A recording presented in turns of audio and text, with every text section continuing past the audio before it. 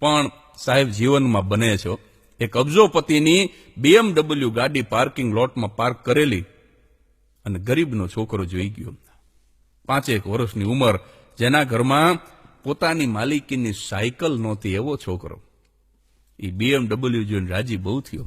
થોડીક વાર થાય ને ડિક્કી જોવે, થોડીક વાર થાય ને બોનેટ જોવે, કૂદકા મારી મારી અને ગાડીની અંદર જોવે. અને એમાં અચાનક એ ગાડીનો માલિક આવ્યો, છોકરાને જોયો, વિચાર આવ્યો કે આ છોકરો દૂરથી ગાડીને જોવે ને આટલો રાજી થાય, એને જો અંદર બેહાડીને આંટો મરાવું તો આ છોકરો કેટલો રાજી થાય. એ અબજોપતિએ એ ગરીબના છોકરાને કીધું કે તારે બેસવું જ. અને 2 હાથ જોડીને છોકરો બોલ્યો, તો તમારો બહુ મોટો ઉપકાર થાય. અરે શું ઉપકાર ભલા માણસ, આવતો રે. જાતે બારણું ખોલ્યું. પુરુષ જ્યારે બારણું ખોલે ત્યારે 2માંથી એક વસ્તુ સમજવી, કાં ગાડી નવી હોય કાં લાડી નવી હોય. લાડી નવી હોય ને ત્યારે ગોધન બારણું ખોલે અને ગાડી નવી હોય ત્યારે તો ખોલે જ. પણ આમાં નહોતી ગાડી નવી કે નહોતી લાડી સાહેબ, પણ એક હમદર્દી પડી હતી ગરીબના છોકરા માટેની. અબજોપતિએ બારણું ખોલ્યું અને એ છોકરાને બેસાડ્યો. ડ્રાઇવિંગ સીટ ઉપર પોતે બેઠો. ગાડી રોડ ઉપર ચડી.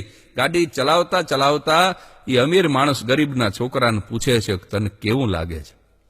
અને એ છોકરો બીજી વખત બહુ સરસ જવાબ આપે છે કે હું સ્વર્ગમાં આવી ગયો હોય ને એવું લાગે છે. આનાથી સારું તો સ્વર્ગે નહીં હોય, બહુ મોંઘી હશે નહીં? આ ગાડી તમે કેટલા રૂપિયાની લીધી? જેની પાસે સાહેબ બાઇસિકલ નહોતી, BMW નો ભાવ પૂછે છે કે આ ગાડી તમે કેટલા રૂપિયાની લીધી? અને ગાડી ચલાવતા ચલાવતા એ અમીર માણસ જવાબ આપે છે કે આ ગાડીની કિંમતની જ મને ખબર નથી, કારણ મારા જન્મ દિવસે મારા મોટા ભાઈ આ ગાડી મને ભેટ આપી છે.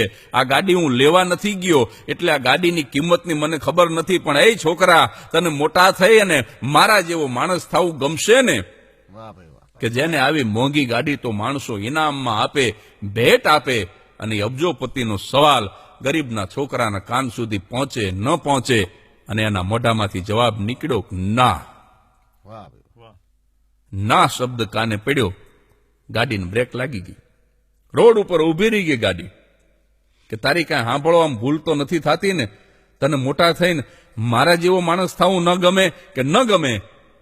કે તો તને કોના જેવો થવું ગમે? સાહેબ, જેના ઘરમાં બાઇસિકલ નહોતી, BMW ના માલિકને જવાબ આપે છે મને તમારા જેવો નહીં, તમારા મોટા ભાઈ જેવો થવું ગમે, કે જે ગાડી ભેટ આપી શકે. ભલા માણસ, ભગવાન મને બનાવે તો ગાડી દેવા વાળો બનાવે, મને ગાડી લેવા વાળો ન બનાવે.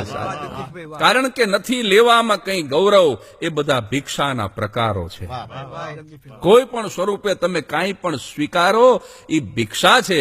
નથી લેવામાં કઈ ગૌરવ, એ બધા ભિક્ષાના પ્રકારો છે.